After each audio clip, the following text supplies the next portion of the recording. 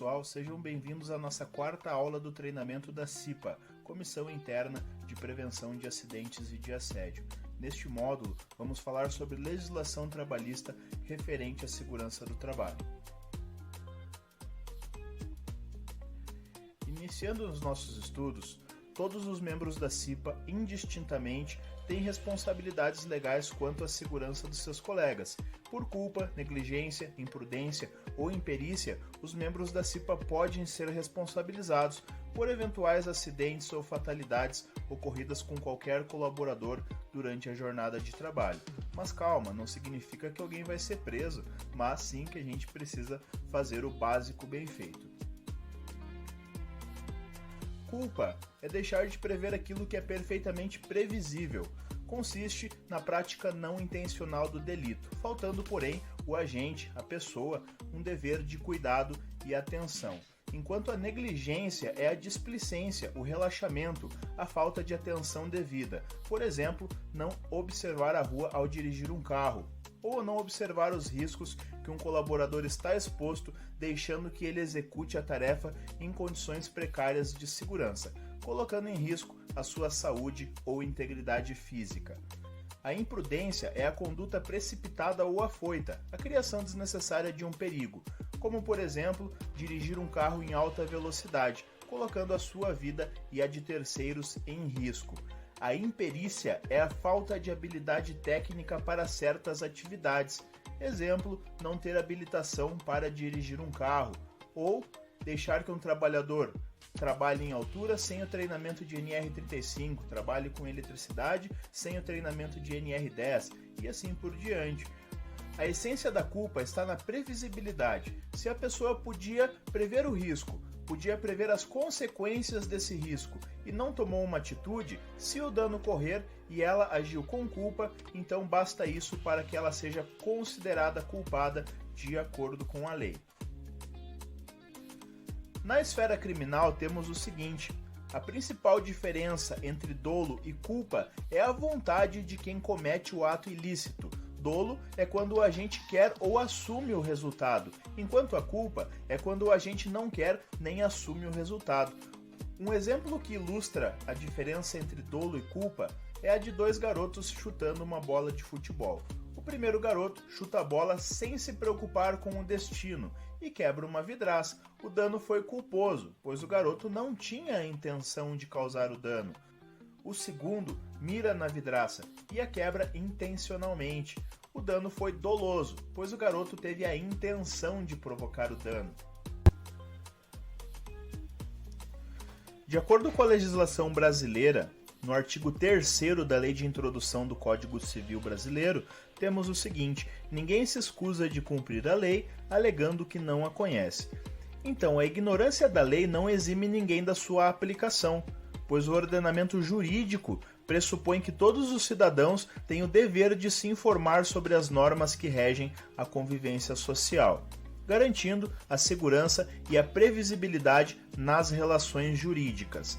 Enquanto no artigo 186 temos o seguinte: aquele que, por ação ou omissão voluntária, negligência ou imprudência, violar o direito ou causar dano ao trem, ainda que exclusivamente moral, comete ato ilícito. Agora vamos observar a responsabilidade civil. O artigo 159 do Código Civil Brasileiro diz o seguinte: aquele que, por ação, omissão voluntária, negligência ou imprudência, violar direito ou causar prejuízo ao trem, fica obrigado a reparar o dano. É aquela velha história do quebrou tem que pagar. Na responsabilidade criminal temos o seguinte, no artigo 132, expor a vida ou a saúde de outrem a perigo direto e eminente, pena de detenção de 3 meses a 1 ano se o fato não constitui crime mais grave. Agora vamos falar sobre a CLT, Consolidação das Leis do Trabalho. No artigo 158 da CLT temos o seguinte: cabe aos empregados observar as normas de segurança e medicina do trabalho e colaborar com a empresa na aplicação dos dispositivos das normas de segurança. parágrafo único constitui ato faltoso do empregado a recusa injustificada. A linha A, a observância das instruções expedidas pelo empregador na forma de ordens de serviço, e a linha B, ao uso dos equipamentos de proteção individual fornecidos pela empresa. Citando a linha A, a ordem de serviço é um documento formalizado pela empresa que tem as seguintes informações: a descrição do cargo, as regras gerais da empresa, os riscos ao qual o colaborador está exposto, as possíveis consequências à sua saúde, as medidas de prevenção, como proteção individual, o termo de recebimento e compromisso e também as medidas disciplinares, que são advertência verbal, advertência escrita, suspensão e demissão por justa causa. Chegamos agora no estudo da NR1, Disposições Gerais e Gerenciamento de Riscos Ocupacionais. O objetivo da NR1 é estabelecer as disposições gerais, campo de aplicação, termos e definições comuns às normas regulamentadoras relativas à segurança e saúde no trabalho e as diretrizes e os requisitos para o gerenciamento de riscos ocupacionais e as medidas de prevenção em segurança e saúde no trabalho. Na NR1, no item 1.4.2, temos o seguinte: cabe ao trabalhador cumprir as disposições legais e regulamentares sobre segurança e saúde no trabalho, inclusive as ordens de serviço expedidas pelo empregador. A linha B, submeter-se aos exames médicos previstos nas normas. Então vamos lá, antes de iniciar em qualquer emprego, você faz os exames admissionais, os complementares, de acordo com a função. Após um tempo que está na empresa, você faz os exames periódicos. Quando você sai de uma empresa, você faz os exames demissionais. Então, isso faz parte dos exames médicos previstos nas normas, junto com o Programa de Controle Médico e Saúde Ocupacional. A linha C, colaborar com a organização na aplicação das normas. E a linha D, usar o equipamento de proteção individual fornecido pelo empregador. Chegamos agora no estudo da NR6, que trata dos equipamentos de proteção individual. Quais são as responsabilidades da empresa, da organização? Primeiro, adquirir somente EPIs com CA, certificado de aprovação. Significa que o EPI ele é testado e dimensionado para o risco ao qual o colaborador está exposto.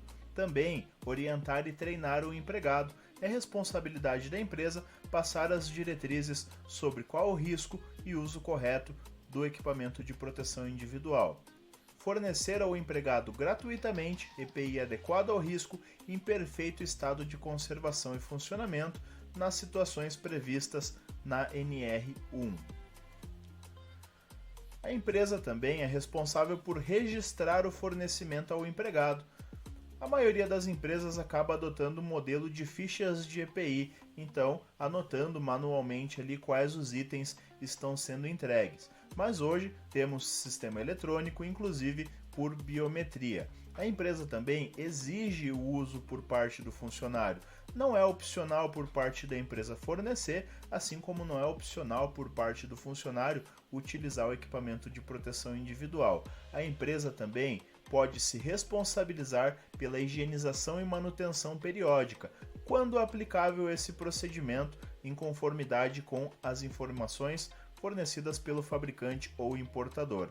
A empresa também substitui imediatamente o EPI sempre que danificado ou extraviado, além de comunicar ao órgão de âmbito nacional competente em matéria de saúde e segurança do trabalho qualquer irregularidade encontrada.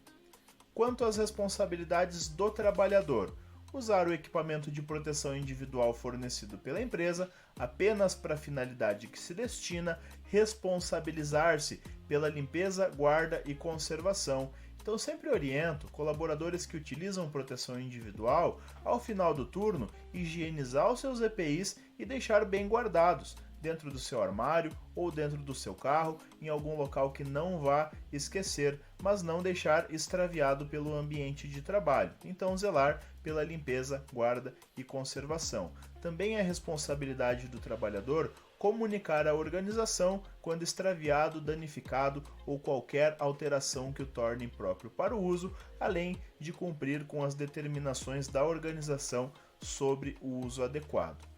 Pessoal, chegando ao final desse módulo, lembre-se, você é responsável pela sua segurança e também pela segurança dos seus colegas. Cuide para que as regras sejam cumpridas e dessa forma, juntos, cada vez mais construiremos um ambiente de trabalho saudável e seguro para todos. Agradeço a atenção de todos, aguardo vocês na próxima aula, onde daremos continuidade aos nossos estudos sobre a Comissão Interna de Prevenção de Acidentes e de Assédio. Até lá!